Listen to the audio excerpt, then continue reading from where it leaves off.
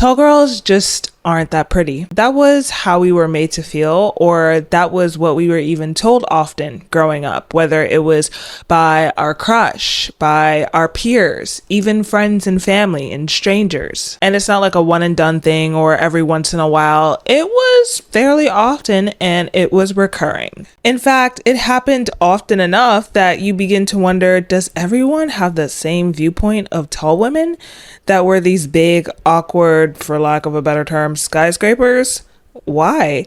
Why do they think that? I got 3 words for you. Societal beauty standards. It's explained in a piece written by Sidney Clarke in the Minnesota Daily, saying height has been inextricably associated with a lack of conventional beauty. Why is this the case, and how will we as tall women overcome this? That's what we're going to discuss today, so let's get into it.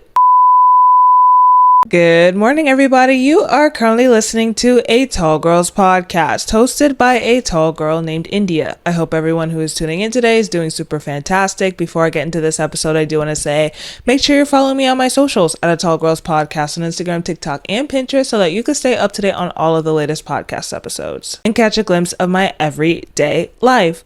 Also, feel free to leave me a review and let me know how tall you are. I'm genuinely curious. I also have a monthly newsletter. Make sure you subscribe to that. Everything is going to be linked in the description. We're just going to dive right into this topic today. I'm sure, as you could tell by that little intro that I had, or even the title, we're going to be talking about societal beauty standards and how it relates to tall women, because, you know, we just love societal beauty standards because they're just the dumbest thing to quite literally ever exist. Among other things, of course. First, let's get into what societal beauty standards are. Societal beauty standards are culturally defined ideals or perceptions of what is considered attractive.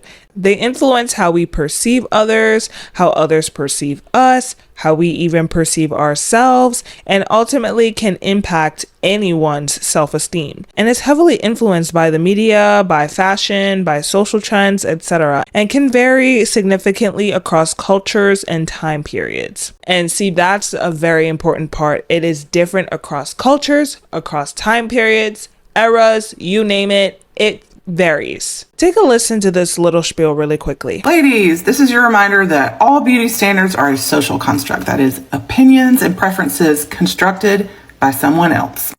Beauty standards is literally the dumbest, most absurd concept ever created. And let me tell you why. And this is why beauty standards literally do not exist. No matter how much society tries to create one or we try to set one, it literally does not exist by definition. The definition of the word standard is a measurement for what's normal or average. What's the one thing all human beings have in common?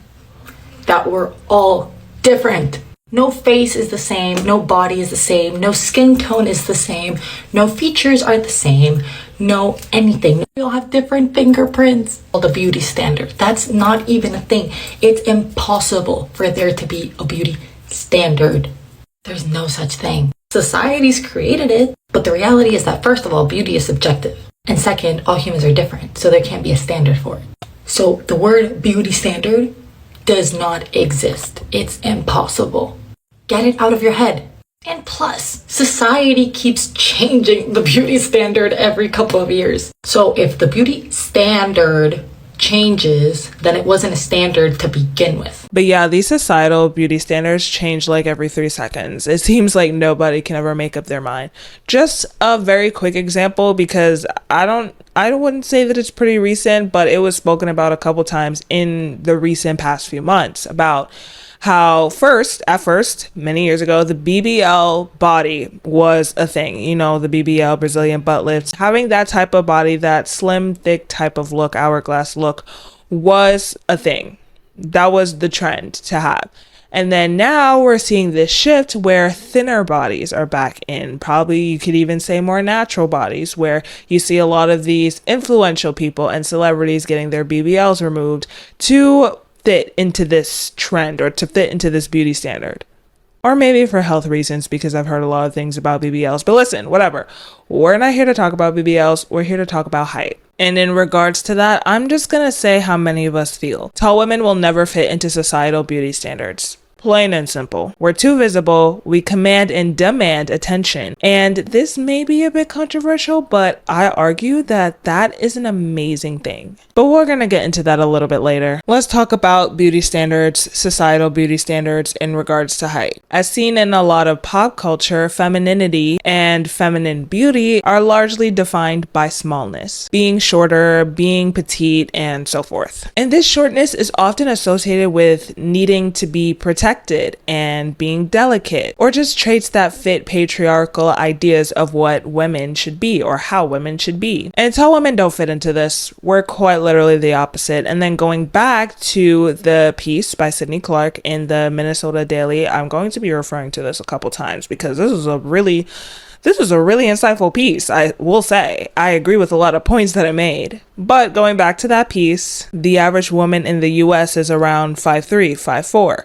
So women on the taller side run into those tall girl struggles that we all know so well. And these societal beauty standards in regards to height are heavily influenced by the media. Number one thing being in a lot of heterosexual relationships displayed in movies and TV shows and so forth. The woman in the relationship is often shorter than the guy. So we see that over and over and over again. So that kind of wires our subconscious in a way to think that, okay, the woman should be the shorter one in the relationship, or women should just be shorter than men overall. And I also spoke a little bit about this in another podcast episode about how in many animated films and cartoons and so forth, the villains are on the taller side. Yes, the male villains are often taller than the male protagonists, but also very often the women villains are taller than the women protagonists. And we even see that being played out in real life in Disney World and Disney theme parks and so forth, with the quote unquote real life villains being very much on the taller side. We also see that in social media, or just scrolling through Instagram or TikTok. Some of your favorite fitness influencers, some of your favorite fashion influencers and content creators and so forth are on the shorter side. So they're depicting their life on the shorter side. They're depicting their lifestyle through the lens of a shorter person. They're wearing clothes meant for shorter people. They're doing fitness moves or exercises that are meant to help people on the shorter side gain muscle or whatever body goals they have. That's also seen as the norm because we see so many of them doing things like that. And even in the fashion industry with clothing, a lot of the bigger brands, a lot of the mainstream clothing often caters to people who are on the shorter side or what's seen as the average height. So these beauty standards that are put into place by these influences, the media, social media, pop culture, fashion, whatever it is, that's also acted out in real life. For example, going back to the piece that I referred to earlier by Sidney Clarke, she referenced a 2005 study by the University of Chicago and MIT and the influence of height in online dating services, and found that women who were 6'3" received 40% fewer messages than women who were 5'5". You're pretty, you'd just be prettier if you were shorter. That's something many of us tall girlies have heard before. But here's the thing, who decided that being shorter was the standard of beauty for women? Last time I checked, beauty does not have a height limit, but okay. Height is often associated with traits such as assertiveness and leadership and dominance, which some might describe as masculine traits, right? No masculine man wants to feel feminine the same way no feminine woman wants to feel masculine. I've never had an issue with like real men who are so confident in their height and who they are. Yeah. You know, treat me less feminine. So I want every other girl to know that. Like, it's not about your stature. I know a deep voice too, a dark skin. So I carry myself in a very feminine way. Yes. So assert that, and I think people As respect you should. Anyways, many experiences like this often lead us to ask, why does society favor shorter women over taller women? Because shorter women fit into society's beauty standards. You know, the ones that say women are supposed to be smaller, daintier, more delicate, and overall petite? Yeah, that one. They're ultimately seen as a symbol of femininity and softness. And then on the flip side, men are conditioned to think that they're supposed to be the larger, quote unquote, bigger, taller ones. Additionally, people fear or don't like what's unknown to them. They don't like what's different.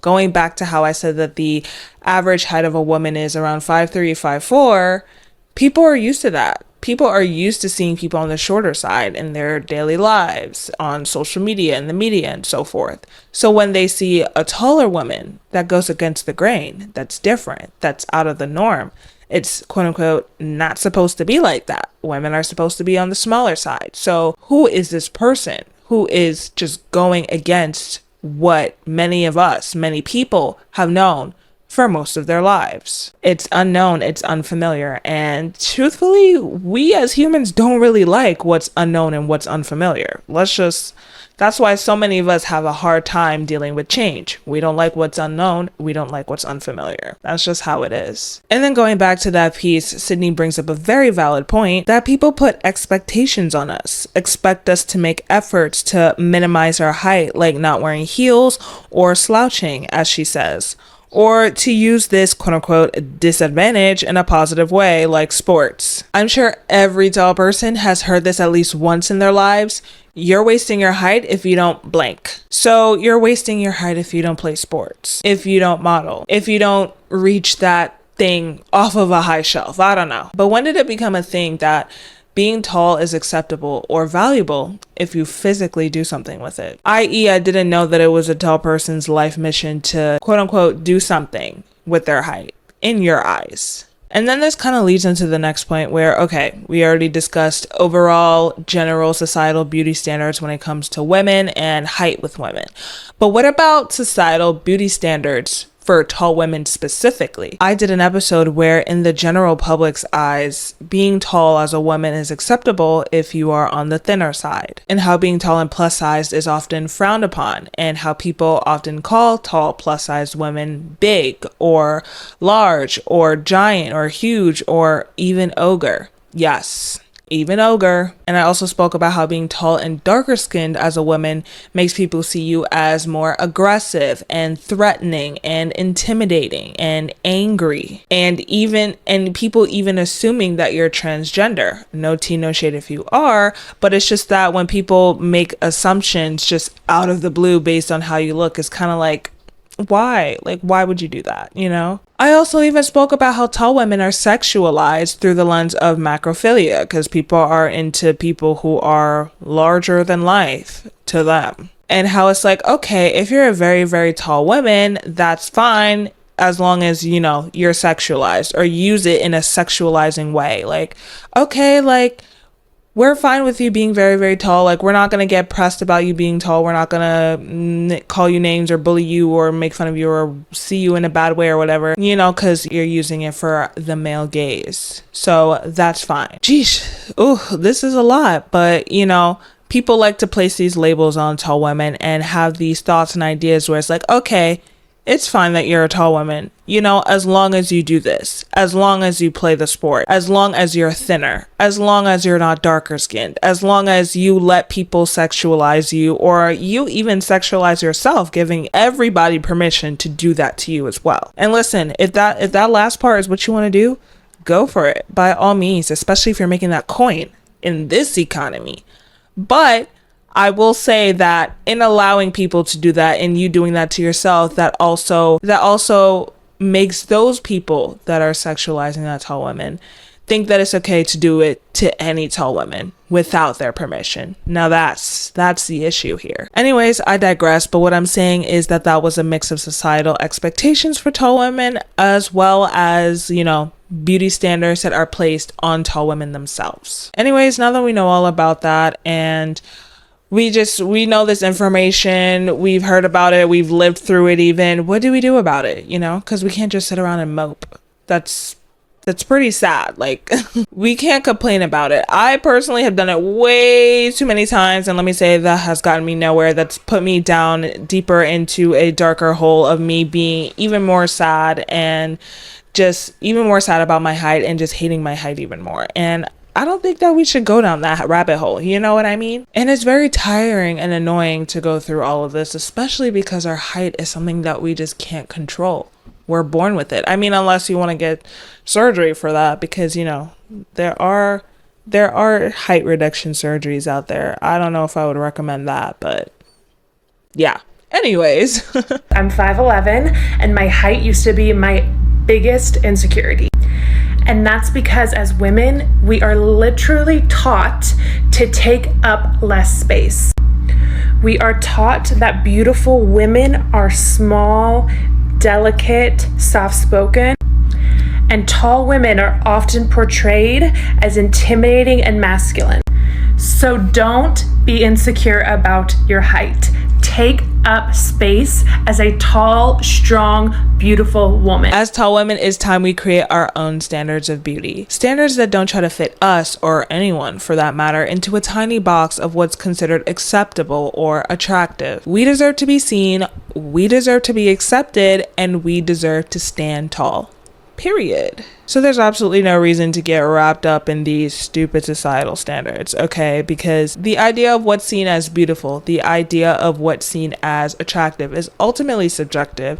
Yes, we're fed by social media, we're fed by regular schmegular media, I guess you could say, movies, TV shows, and all these other things. We're often fed by these things to show like, yeah, like this is what is quote unquote considered normal. This is what's considered attractive. This is what's considered acceptable. That's what they're trying to feed out there. But as I said earlier, it varies from culture to culture. It varies from person to person. Every single person has a different idea of what's considered beautiful. So while it's often pushed out there that this one set particular thing is attractive or acceptable and it's shoved down everybody's throats, it's kind of like, why though? You know what I mean? What's seen as cool to one person is not necessarily seen as cool to another person. So just because, yeah, you're seeing this on social media and you're seeing this on TV and so forth, that doesn't mean that it's true. Just because you're seeing that in most heterosexual relationships, the woman is shorter in the relationship. If you go outside, I assure you that at some point in time, at least once, you'll see a woman who is as tall as her man or taller than her man. And see, that's the thing. That's probably a good reminder. Go outside and touch some grass. Go outside and touch some grass, because we're being fed these ideas of what's considered beautiful. We're being fed these ideas that, oh, being shorter as a woman is overall better by technology, by what we see on TV, by what we see in online articles, by what we see on social media. Anyways, what I'm trying to say is that tall women are beautiful, tall women are amazing, and tall women have so much to offer each other and the world than, I guess, just being an athlete. Anyways, thank you so much for tuning into this episode. I really appreciate it, and I appreciate you. As always, of course, feel free to hit me up on my socials and let me know what you thought about this episode. Do you agree with me about the societal beauty standards and how they're placed onto women and saying, hey, like being shorter as a woman is more attractive? Do you also agree about the standards and expectations that are set for tall women themselves? Let me know. I'm genuinely very interested. And of course, until then, I hope you have an amazing rest of your day, night, weekend, life, etc. And until then, I'll catch you in the next one. Good night and goodbye.